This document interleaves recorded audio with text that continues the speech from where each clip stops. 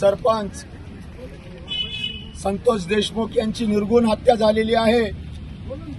ही निर्गुण हत्या त्या ठिकाणचा जो प्रोजेक्ट होता त्याच्याकडे 2 कोटीची खंडणी वाल्मिक कराड यांनी मागितली होती आणि ती मागणी पूर्ण नाही झाल्यामुळं नंतर त्या ठिकाणी जाऊन हल्ला करण्यात आला आणि हल्ला करत असताना सदरील भांडणं मिटवावा म्हणून संतोष देशमुखने प्रयत्न केले।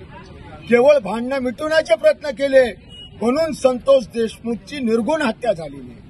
ही केस आम्ही सगळे वकील आहोत, रिअरेस्ट ऑफ रिअरेस्ट आहे। जेव्हा आपण देशमुखचं पीएम पाहितलं तेव्हा त्या जखमा संतोषच्या शरीरावर नाहीत तर आमच्या काळजावर झालेल्या आहेत, अशी भावना बीड जिल्ह्यातील प्रत्येक माणसाची झालेली आहे। या सर्वाचा सूत्रधार वाल्मिक कराड आणि वाल्मिक कराडला राजआश्रय देणारे या जिल्ह्याचे माजी पालकमंत्री धनंजय मुंडे आहेत।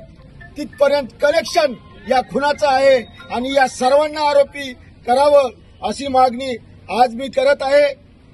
एवढं बोलून एक घोषणा देतो, we want justice, we want justice, we want justice, we want justice.